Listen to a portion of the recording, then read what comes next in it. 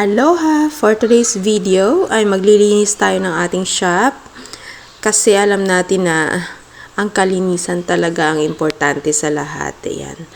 So, nag-start tayo sa table, sa ating shelves, sa glass, at naubusan pala kami ng glass cleaner kaya ginawan ko na ng paraan, nag-DIY ako, and sa mga may idea kung ano yung ginawa kong DIY panglinis ng glass, comment down below. Charis! Ayan, so pag wala talagang panglinis, meron pa yang paraan. Ayan. O, diba? Ang kintab pa din ang resulta. At dyan na tayo sa kabila. Linisin natin ang salamin muna. Kasi dapat sa paglilinis, taas muna ang unahin natin bago papunta sa baba or sa sahig. Ayan. So, general cleaning ang gagawin natin. Kaya, inabot ako ng mahigit 1 oras. And para mabilis po ang ating video, ay ginawan ko na ng paraan. Ipa-fast forward natin ito. Ayan. And, naglinis na rin ako ng ating mga pan-display dyan. Tinanggalan ko ng alikabok kasi araw-araw yan. Dumadaan kasi yung mga sasakyan ay pumapasok ang alikabok. Kaya, dapat ay lagi ding malinis. Yan. Dyan kasi nakatambay ang ating mga diners pag may mga tumambay dyan. And then, nag-proceed na ako sa ating chiller. At, meron laman. Yan. O, birthday cake yan. O, sa gusto mag-order, alam nyo na. Yan, nilinis din natin yung chiller natin. And, punta na tayo sa ating shelves. Ayan, sa ating mga displayhan ng ating ingredients, ay marami ding alikabok dyan, kaya linisin din natin. Isa-isahin kong tanggalin yan, and punasan yan. Ayan. Talagang kinating-kating ko na lang tong video natin at mag-voice over na lang ako kasi nga ang haba ng video, mahigit 1 oras. And ayan, kung kayo merong negosyo, kailangan ding linisin na kahit 2 times a week ang mga shelves. Ayan, hindi naman araw-araw kasi hindi naman araw-araw ganun kadumi. 2 times a week, 3 times a week. Pero ang sahig at ang iba pang mga pwede namang araw-araw. Yes, araw-araw. Kasi yung salamin namin araw-araw. Yung mga area na maraming paglagyan yan, lagi nating lilinisin yan. Mga tables, yan, dyan. Shelves, lalong-lalo na yung shelves natin dapat malinis. Yung displayhan, I mean. Yan. Talagang ginamitan na natin ng bangko yan kasi di natin maabot. Mataas kasi yung shelves namin. And, ayan. And sa mga manunood pala, pag meron kayo napansing kakaiba sa aking video, 2 bagay na kakaiba sa ating video ay ipi-PM nyo ko or i-comment nyo. Mananalo kayo ng Jikuskus. Mayroon 2 dyan na pangyayari na kakaiba. Yan. Mayroon kayong Jikuskus sa akin. Pag natamaan nyo ng hula. Okay. Para meron naman kayong reward sa aking video na to. Kasi mahaba to eh. At mag-enjoy kayo habang nanonood. O, diba? Habang walang tao, ay talagang naglilinis ako. Maaga pa lang naglilinis na ako.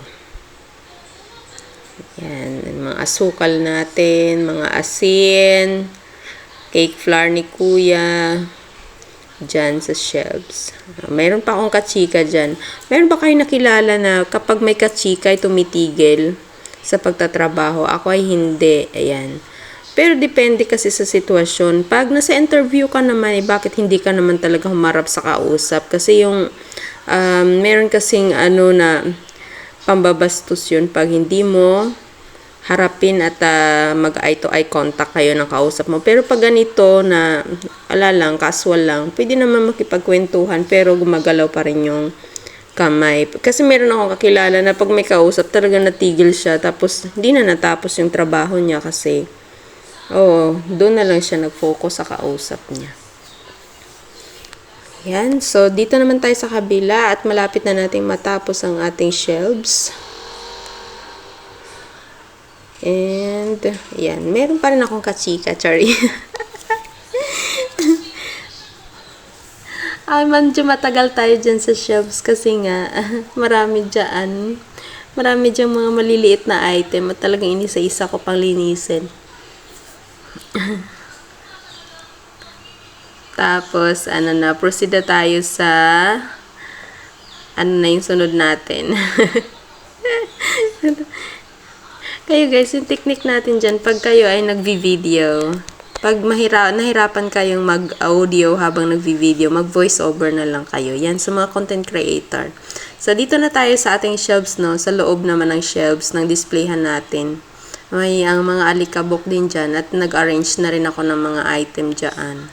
Mga gamit natin. Andyan yung mga pang natin sa bread, pambalot, lahat. Pang decoration, packaging, nandyan.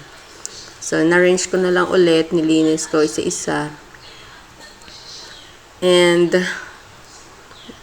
ayan, may mga alikabok din kasi dyan napasok din pag nagbukas-sara tayo ng ating shelves.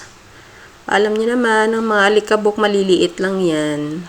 Kaya napasok dyan sa parang screen ng ating shelves.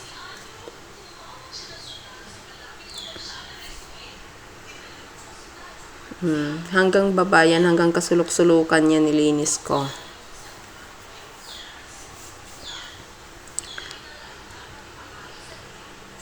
Siguro pag hindi ko yan ipapass forward, abutin tayo ng siyam-siyam. Ayan, nasa na tayo. Jump na tayo sa ating oven. Nilinis ko na rin yung oven. Para magmukha naman siyang laging bago. Pakintabin din ng oven.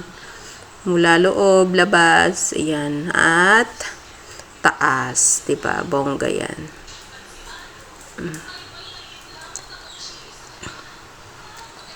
Ayan. Diba? Bongga. Takyatin na rin natin sa taas. Ang ating mga pang sapin sa kamay. Ayan. Nandyan lang yan sa taas ng oven. Para hindi tayo mapasok pag nagluto ng ating tinapay. At mag-proceed na tayo sa ating shelves. Yan, medyo mahirap yan dyan. Para tayong Spider-Man dyan. Para tayong nagko-computer. Nagki-keyboard. Kasi nga, maliliit. And, ang kasi stainless naman yan. Kaso maalikabok lang. Yan, dyan natin nilalagay ang ating proofing. Yan yung yung area ng proofing. Pag nagpapaalsa tayo ng tinapay, so dyan natin nilalagay. Yan. So sa pag nagbe-bakery kayo or mayroon kayong negosyo na ganito, kailangan talaga ng ganyan. Lagayan ng inyong gawang tinapay. Paalsa man yan at bagong luto, mapapa-cool down kayo, dyan nyo din ilalagay. Lalo na sa pandesal, matagal talaga ang proofing ng pandesal, kaya dapat may area ka talaga ng lagayan. Kasi pag ilagay mo lang sa mga patong-patong lang na table, baka malaglagan pa ng ng dumi at maakyatan pa ng mga butike or kung meron mang butike, no? Pusa or Pero bawal naman ang pusa dyan. Binabawal namin ng aming mga alaga dyan. Kaya wala naman napasok. After that, ay dito na tayo sa ilalim, no? Wala ligtas ay pati sa ilalim na. Oo. And then, after natin magpunas, ay nag-proceed na tayo magwalis. Ganon dapat ang paglilinis, step by step. After punas, after arrange, ay magwalis na tayo. Kasi yung mga nahulog ng mga dumi, wawalisin natin. First tayo dyan sa ating mga displayhan ng ingredients. Yan. Ubusin natin lahat ng mga dumi. And pati sa mga ilalim, yan, tanggalin natin. Sa mga singit na mga kakilala natin, charis lang. Sa ilalim na tayo ng oven. Oo, siguro kung mabilang nyo lang kung ilang beses ko nang inurong sulong yung ating lagayan ng tinapay, nahilo na yata yan. Hindi lang 4, 5 beses na inurong balik, urong balik. Alright, ayan. So, maliliit na mga dumi. Oo, naabot na tayo sa labas guys. Sa paglilinis, hindi lang sa loob. Dapat kasi, kung saan nanggagaling yung dumi, doon din, targetin din natin yan. Oh, kasi pag naglakad tayo, at talagang doon din, sasama din sa atin yung alikabok. Kaya dapat overall malinis. Oh, nandito na rin tayo sa kabila. Sa garahe na yan. Dito na tayo sa garahe guys. Diba? Kung saan tayo dadaan, doon, malinis dapat lahat. Talagang kinudkod ko na ng kinudkod yung, yung daanan. Para hindi na talaga sasama yung alikabok pag nagpasok tayo sa bakery.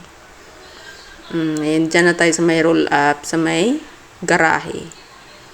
Ewan ko na lang guys, kung may alikabok pa. Bala ko pa nga sana buhusan ng tubig yan sasabunin ko pa. And after nating magwalis ay syempre magmap na tayo. Yan ang pinaka-final nating gagawin. Ang magmamap. Yan. So, kung kaya walang exercise, ay talagang ito'y bongga ito. Maglinis kayo, sobra pa kayo sa nag-exercise. Alam nyo bang tagaktak ang pawis ko dyan? Natulo na. After ko namang naglinis ay talagang nagpahinga ako at naligo na rin ako. Hindi pwede maligo muna ako bago maglinis kasi nga talagang babalik ako sa pagligo. Talagang paulit-ulit ka maligo kasi didikit na naman alikabok sa katawan mo. Kaya ang ginawa ko dyan, naglinis muna ako bago maligo. Pero nagpahinga muna ako kasi wag mo nang yung tumutuloy yung pawis ninyo, yung naligo na kayo agad kasi mapapasma kayo. Ayan na ang resulta ng ating paghihirap, charis, ng paglilinis. Ayan na, malinis na guys. Di ba? Pwede na kayong gumulong-gulong charis. And sa mga gustong pumunta dito, mamasyal, siya. And mag-enjoy lang kayo sa amin. Kung ano lang ma-serve namin sa inyo, maging kontento lang tayo. Ayan, ang ating munting pagkakaabalahan araw-araw. Ayan. Laging malinis para laging masarap din ang ating luto. Ayan. Okay guys, sana nag-enjoy kayo sa aking video. Maraming salamat. Sana na-inspired ko kayo sa may mga negosyo dyan. Maglinis din kayo at pagpalain ng inyong buhay. Okay guys, inside and out, malinis na. God bless. Next time, mag-video ako ulit ng another nating content. And sana ay positive vibes lang kayo lagi. Huwag kayong pasukin ng negativity kasi affected ang inyong negosyo. That's all. Ayan ang ating logo at ang isa pang logo at ang isa pang logo. Charis! Bye! Ciao! Pa!